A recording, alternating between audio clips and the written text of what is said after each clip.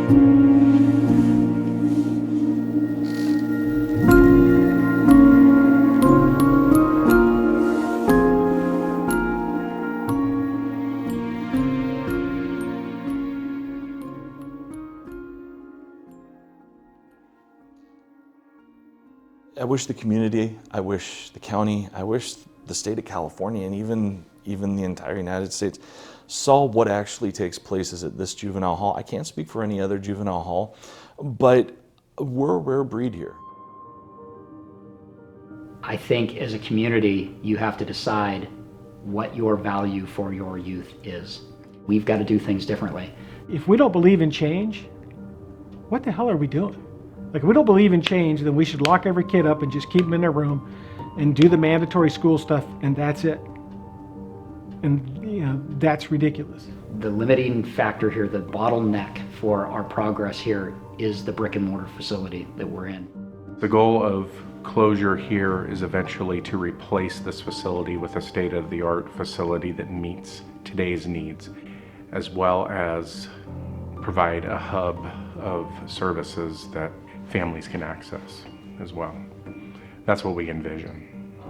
You have all of these emotions of like, is this real? Is this a dream? I'm gonna wake up any moment. So I believe it was in January, I got an email from my boss that said we need to have a mandatory all-staff meeting. Every single person needs to be here, like it's mandatory, make arrangements, be here. And so it was like, okay, this is serious. I think that if you asked every single person in the department, or if you did a survey, everybody thought the South Lake Tahoe facility was closing. We heard rumors and we knew that a place was going to be closing. And so those of us here in Juvenile Hall assumed it was going to be the Juvenile Treatment Center in Tahoe, incorrectly. As I'm listening, it's just all clicking. Like, everything that he's saying makes perfect sense in the long run. Like, our building was built in '71. The one in Tahoe was built in '05. This facility is so outdated, it's been grandfathered in for everything that's been passed in California, that if we try to even keep this thing up to date, we'll be spending more money trying to upkeep this building than building a new facility. Man, to think about all the people that have come through these doors, I mean, from back when I was in school and before then, and the people that have come through this door as of recent, it's crazy. I love this city, I love this town. I'm gonna miss this place, I am. And I'm gonna miss all the people I worked with. It was sort of like you got the wind knocked out of you a little bit, because you know that it's a resource that you're losing in the community. I mean, there's people that have worked in this facility for 14, 15 years, and so there's a real emotional connection to this place, the walls and the building itself. The thought of losing that kind of is saddening. There's a lot of memories here, just like any normal home. And I was talking to another coworker. This has been home. We've worked in the same crappy building for the last 4 years. And even though it's a crappy building, it's still something we know intimately. It was definitely a change for the staff from where we were to where we got to. But, you know, in the end, the staff were the ones driving the change. Juvenile justice facilities were built to essentially be small jails. In the 70s, 80s, and even into the very early 90s, they were built with a different thought process in mind. The safety and security were paramount and uniquely focused on. Programming was an afterthought. And in today's context, we recognize that safety and security continue to be paramount, but they share the stage with treatment, intervention, therapy, rehabilitation. And the staff took on more of a mental health role, if you will, in terms of having compassion for the kids. You know, we really tried to do both, provide a safe environment for the kids in the facility, but also try to transform them back out to the community and as a positive, productive member of society. When I started here, really what we were about was surviving the day. We had 40 beds, but typically we're running about 55 to 60 kids in custody here. Well, initially when it started here at Juvenile Hall, it was a very small facility, kind of a mom and pop operation. So our duties were to do a little everything. There was no cook, prepare meals, order meals. The supervisor's job was to make sure clothes were here. Food was in the kitchen, and we just had to do everything. When I first subbed here before the 30 days, classroom 2 was the wood shop auto shop. And this classroom over here is an academically focused classroom. That's all that was here when I started. Just the jail across the street and the sheriff's office and Juvenile Hall, and the street stopped right there. This place has been here a long time. It's tired. It probably should be retired. But there's also a lot of good memories here. I think it is a heartbreaker, but I think it's also needed. You know, it's certainly changed the whole juvenile justice system over the last 22 years. And now we have less kids than we have staff here, so. This facility is outdated. It's beyond its useful time. It's time for a change. And, you know, our staff was our biggest asset. And, you know, seeing the facility close is sad because, you know, the facility somehow gets responsibility for being part of the success. The facility aren't the people. The people are what made this place special. There has been a massive swing in the population, in the criminality in our youth, and most of the juvenile halls in California have vacancy rates of 50 to 60 to 70 to 80%. But there has not been a massive swing in the trauma that our youth are experiencing. I mean, obviously incarcerating children is not the #1 choice. And once we get that new facility built, it's going to be much more adaptable to the type of programs that the youth in this area need.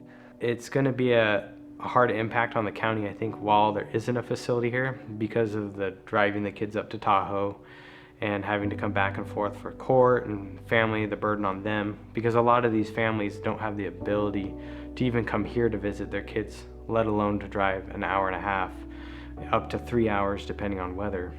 Even though it might be a burden on the community for these couple years while the facility is being built, what the chief has in mind with the new facility, I think will be a huge benefit to the community. This is not like any other juvenile hall. 7 or 8 years before I got here, I had noticed that El Dorado County was something special. It's amazing. I mean, I could talk about each and every one of them. They are really, really special people that really care for the kids. They have a staff here that it really has a lot of empathy. They are literally some of the best people I've worked with in the industry. We were a tight group of probation officers. I best describe us as a functioning dysfunctional family. A dysfunctional family. Family, not only to each other, but to the kids. Your family, you know, it's your home away from home. You know, I have friends forever here. This is my second family, and the best part of my job is the people that I work with. We're a family. I mean, the people we work with, we have each other's back. We work so well together because we trust each other. There's 17 of us working in this building, and so we've had that ability to become family-like, to joke and have fun with each other and interact in a way that most employees don't get to work with each other. Well, I feel like we're a big dysfunctional family. At home, you're supposed to have a family. Some of the kids that come in here, they don't have relationships. And so when they see the staff on shift interact with each other and have a very close relationship and a close bond, I truly think that the youth look at that and they want that. You know, they want to learn how to have that. One of the main characteristics I think to work here, I think, is you got to have a lot of patience, understanding, compassion. I think friendly. Empathy. I think empathy is a big one. Patience. Safety and security. You got to be willing to fail and succeed in the same day. This place is not for everybody. You got to be bulletproof. what the statute says juvenile hall is supposed to be, home-like environment, and we're not supposed to do any harm. I think we as staff decided that wasn't asking enough of us. And so we tried to make it as much like a home, and at the same time tried to do some good. No one person can have all of the characteristics necessary. And we work really well together. We make things happen. We make a difference, and we've seen that in the kids. We spend so much time here working with these staff and the kids. It's your own family. You know, you spend so much time, you spend more time here than you do with your coworkers and these kids than you do with your own family. You know, and like I said, just the passion working with these kids and seeing the progress that it's making has really kept me here. The best part of my job would be the success stories. We sell these kids short, and it's not fair. And when you put a little faith in them, they will surprise you with what they're able to accomplish. When I think of all the kids that have come back to us, and that just really makes me feel like, you know, we did what we're supposed to do. And I don't think there's anything that can compare to that. The best part of my job, without hands down, is that I get to watch the impact of the work that my staff do with our clients. And I get to see example after example after example of people saying thank you, people saying you saved my life, people saying you've made such a huge difference to my family. We were broken and now we're not. That is very easily the best part of my job. I've had several kids over the years come and talk to me and say, hey, you know what, you've changed my life. And just know that you were a part of that. You come across kids that for years they come in and out of juvenile hall, and you learn about who they are, you learn about their family, you learn about their upbringing and their challenges. And then one day they come back through the front door to say hi and to share with you how they've turned their life around, and they want you to know that. That's the best part, is that they actually come back to this place that they never wanted to be, just to share with you that I'm doing good. I got a job and I have a car and I'm doing really well. And the fact that they want to come back and say hi and share that with us is the best part. You know, I had nowhere to go a lot of the times. Just saying like, well, I'm going to be in here the rest of my life and prison's my next step is what I honestly thought. You know, no foster home is going to take some 16-year-old with a record, and I have no family. I can't go to my grandmother's house. I can't go to my parents. I can't even see my parents. I never realized that I was just angry and upset and hurt. This whole experience taught me that I can be a different person. Definitely life is what you make it.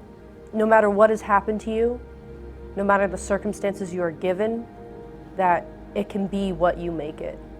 It's definitely been good that I can have a relationship with the staff, and even though it's closing, I can still talk to some of the staff I'm very close with. But it was definitely like, wow, this little place is gonna be gone. Like, I'm not gonna be able to drive by and be like, oh, I live there, you know? Mom's in and out of jail. Dad, you know, step pops just got out of prison. You know, death, prison, addiction, that was pretty much the cycle. And I didn't see myself as excluded from that, so.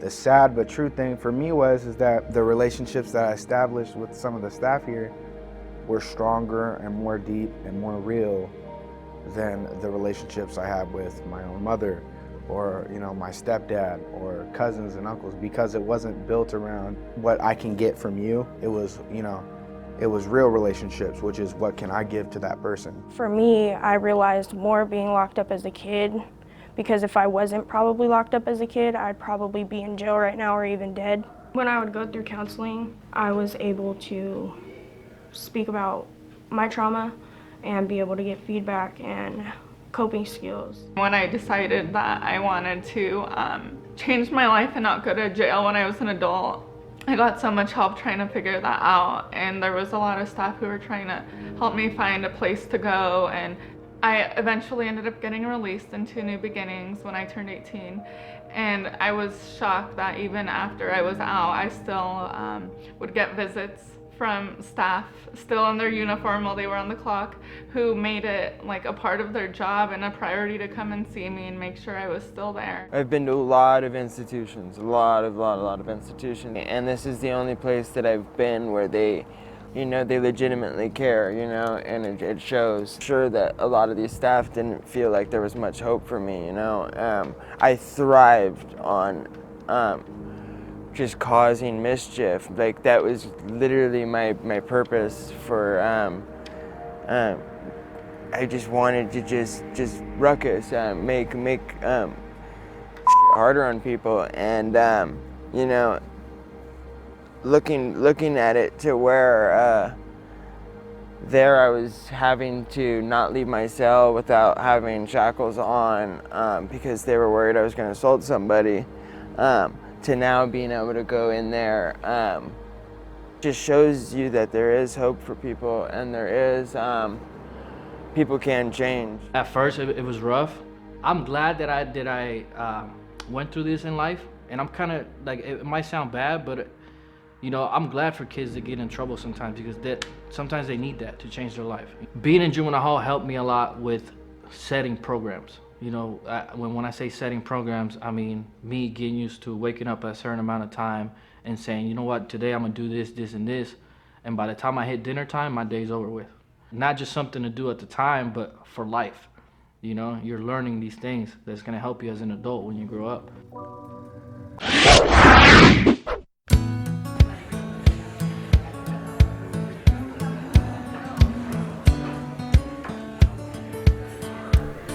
California Kitchen. Come in with a hearty appetite and leave with a satisfied smile.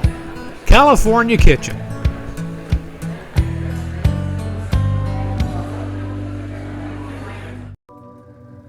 Good morning, ladies and gentlemen. It is Wednesday. We got a hot breakfast waiting for us this morning. It is time to wake up for the cleanup. Good morning.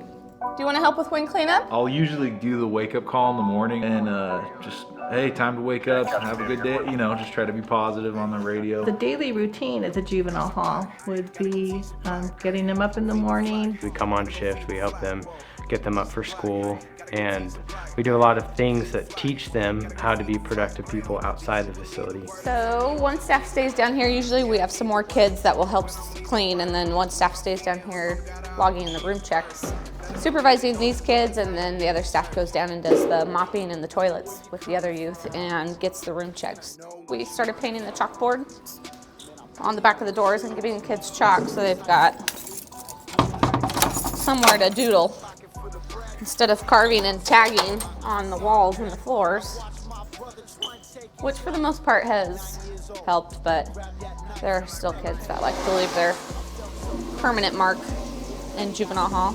They don't appreciate it because they don't understand it, but we have them clean, and that's to help teach them good cleaning habits, have them clean their own rooms, have them clean different areas of the facility, then getting them ready, having breakfast, teaching those habits of being successful, going to school. Green shirts are honor status, that's our highest status.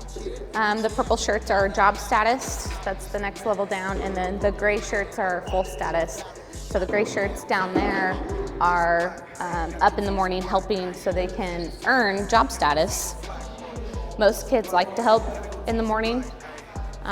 There are some kids that will fight it, but for the most part, everybody, once they get booked and they get into a routine, they want to be out of their rooms as much as possible, and this is the way to do it.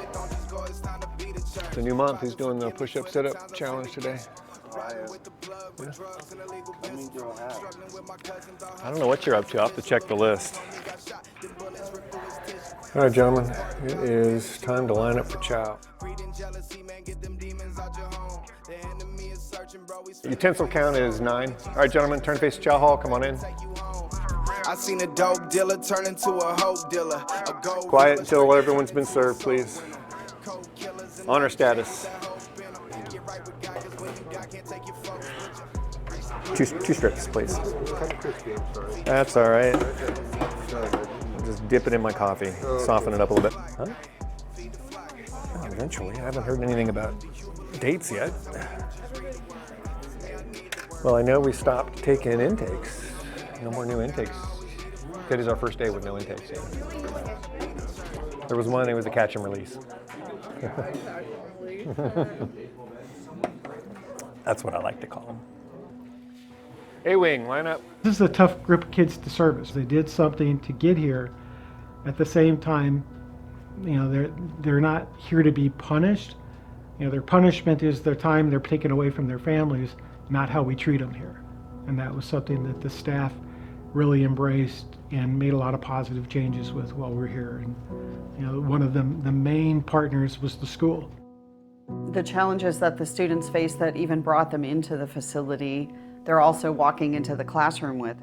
Every day is like the first day of school potentially. Every day you come in and you could have lost 3 of your kids and have 4 new kids come in, and then they don't know the rules and you know they don't know your routines, and they're also kind of emotionally a mess when they come in here. I guess the major challenge was you had to teach anyone that got arrested, and that meant your grades and ages varied, their abilities all vary, just depending, it can change overnight. So, responsibility requires action. We have a really amazing team of educators here, and we've been able to accomplish quite a few things. The dynamic between the education system and the probation system. When they're locked up here, you're kind of both parents. They're spending 8 hours a day or close to 8 hours a day in school, and then the rest of their time with probation, and you have to really be, you have to have good communication. Some of the challenges in the detention setting are really being able to identify where the students are academically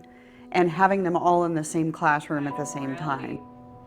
Doing what I should do, doing what I said I would do, doing what is best for everybody, especially doing the one thing I should be doing right now.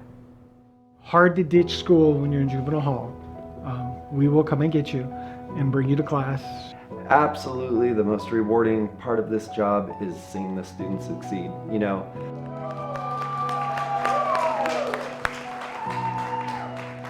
Watching kids come in that don't trust me or what's going on in the system here, blossoming into these educated, thoughtful people who really want to succeed and want to find a way to do things differently when they get out, that's, and then ultimately as a teacher, watching kids graduate, that's one of the most powerful things that I've experienced here. A course of studies in accordance with the requirements of the State Board of Education for high school graduation, and this diploma is granted on this day, 2019. Kids who are really bad in mainstream school do so much better here. They get so much more individual attention from the teachers and the aides that they can accomplish a lot. Not only is it challenging to meet the students where they are academically, but also socially and emotionally. One of our biggest goals with JSC is these pro-social activities and helping them build their self-esteem and making those good choices. It's a lot of what we see the staff do. That's part of the timing. We're not going to wash our brush a lot, but if we do wash our brush. And one of my roles as superintendent was to partner with as many community members as we could and develop that resource so that we were, building productive kids. I was introduced to the Juvenile Service Council, which is known as JSC. When I retired, I worked 25 years in law enforcement. I first noticed or was around when JSC started in about 1981. They came in, gave the kids a really big break from the day-to-day in here. So we come in 2 or 3 times a month. We have different various activities. Tonight our activity is we have a local artist, and she brings in all the supplies and we reimburse her from our fundraising. And the kids get to paint a picture, and it's fantastic. To see their esteem built up by this is really, really cool. So for Christmas, we put on a party for the kids, and we're lucky enough that Santa Claus comes. And there was a moment in the dining room that I looked around, and it was Christmas Eve, and these kids were in juvenile hall, and they were all smiling. and laughing and having a great time. And a lot of them had never decorated a gingerbread house before, which made me so sad. We have a good party. We give out a lot of gifts. We celebrate Christmas and just enjoy each other in a relationship that we think is unmatched as far as a teenager and an older adult. There's absolutely an impact that you see the way that they open up. You can tell that they know we care about them. You know, I don't know exactly when it started. It came to our attention that some of the staff here were in the armed services and they were overseas. Somebody came up with the idea, hey, we need to do a flag salute. And we think it's important. We think it's a part of our place. We even stole a flag one time from the judge's chambers so that we could bring it up here and we could do it with a real flag. And we got caught putting it back. But we think it's very important to honor the people who serve our country. And we want to instill that in kids. You know, some people would say, well, maybe it works, maybe it doesn't.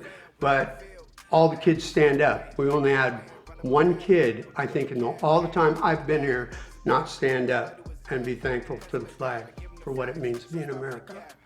At the end of our program for the evening, male JSC members line up on one side and they shake hands with the kids as they go out the door.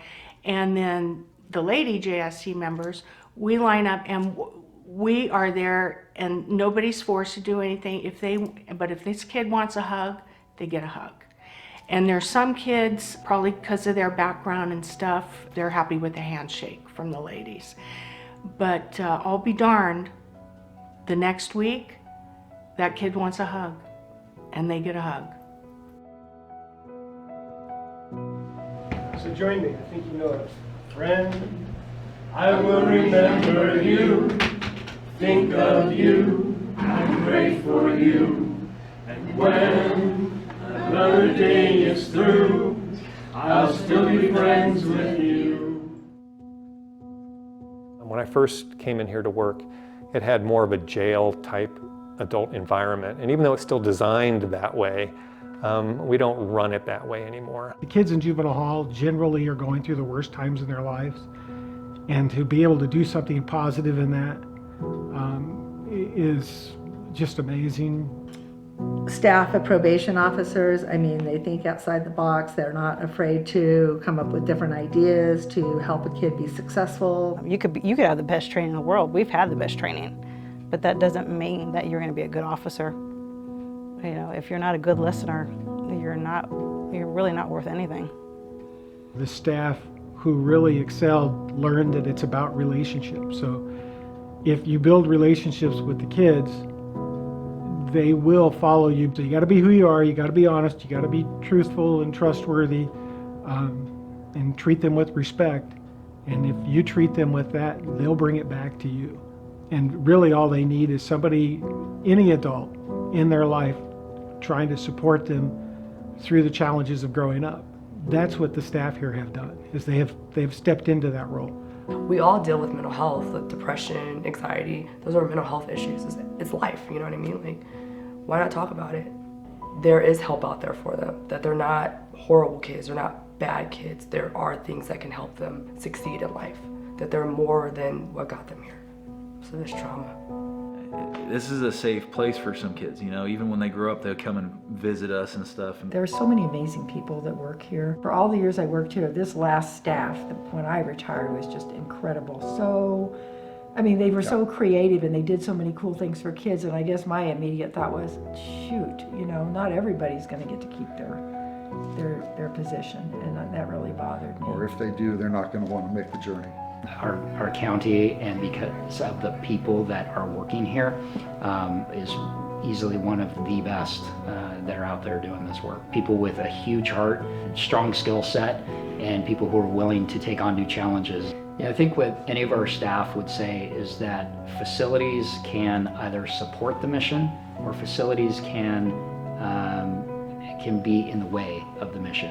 And what's amazing is that the staff here in Juvenile Hall do phenomenal work in spite of their environment. Because it's not always a fun place to work.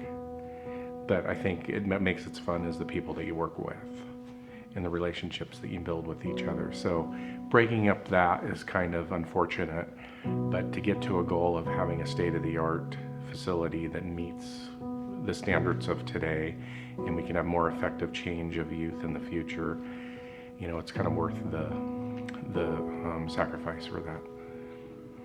The team here is so amazing, and the services that we provide for these kids are so amazing that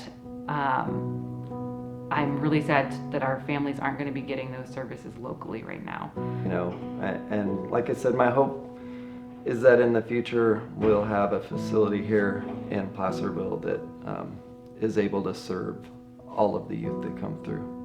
So, you know, if you don't believe in rehabilitation, if you don't believe in, you know, change is possible, then why do anything? We're probation officers, we're counselors, we're mentors, we're people who genuinely care about these kids. That's who we are, and it's just what we do.